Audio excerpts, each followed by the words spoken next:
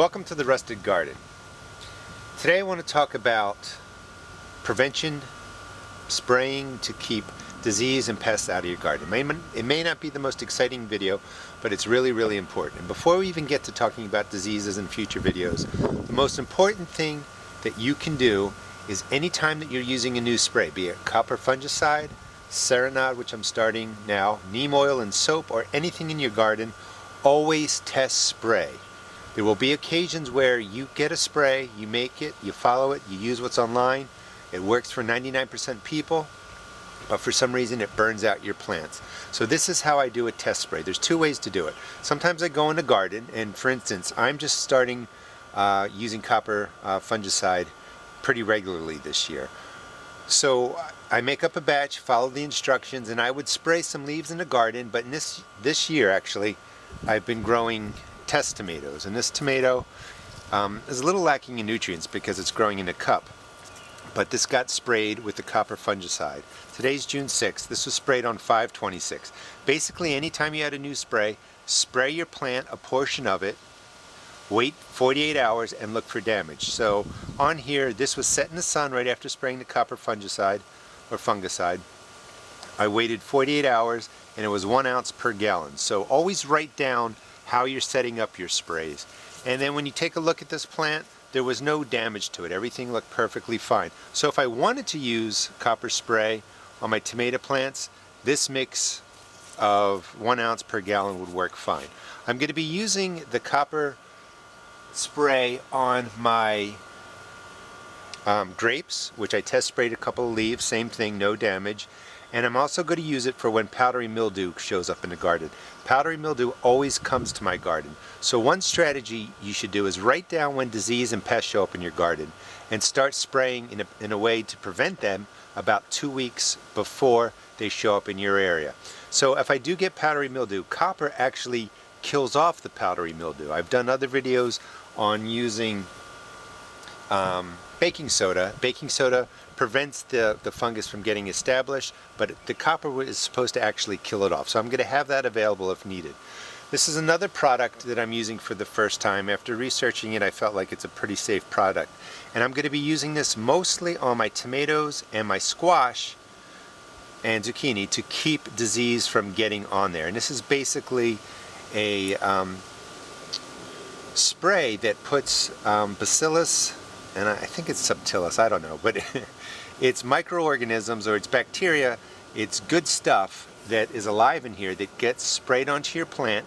It sits on the plant leaves. It can stop diseases, fungus from getting onto your plant. So we're going to give it a try.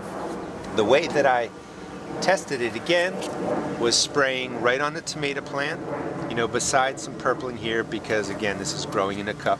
There was no leaf damage, and I feel like this is a pretty safe product. So my cucumbers, actually too, squash, zucchini, and tomatoes are going to get sprayed as preventatively with this spray to keep, let me see, early blight from getting the tomatoes, powdery mildew from getting the cucumbers, zucchini, and squash. In the same way, 4 tablespoons per gallon of water, sprayed this down, it was set in the sun, waited 48 hours, no damage. I've been using neem oil for a couple of years. I haven't used neem oil on my tomato plants, and I just wanted to test it out. So I used neem oil, and I actually used the detergent that was in my house for doing dishes, which was a little bit strong, and hopefully you can see this. Those markings, let's see if I can do this. I'm going to break off the leaf.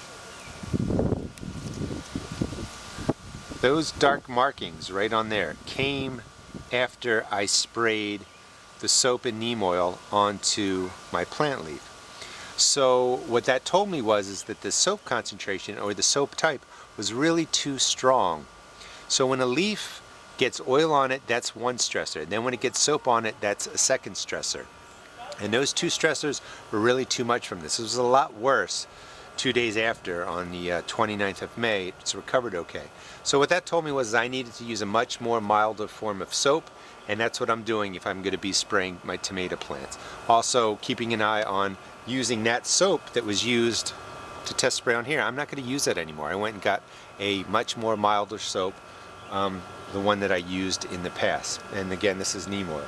Now this was sprayed almost 48 hours ago with neem oil and the safe or the milder form of soap, and there's no leaf damage on here whatsoever. No dark greening, no spotting.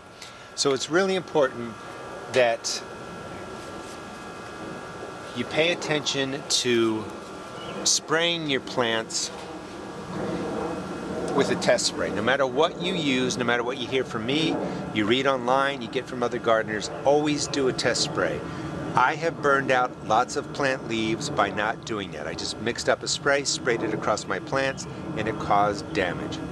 So again, this video is not the most exciting, but this can really help you in two ways. One, test spray, and two, decide what you want to use in your garden and start trying to spray a couple weeks before those disease and pests enter your garden, and you will really stop the disease and pests from attacking your plants. Hope you enjoyed the video. Please check out my blog at www.therustedgarden.blogspot.com and also check out my YouTube videos. Thanks.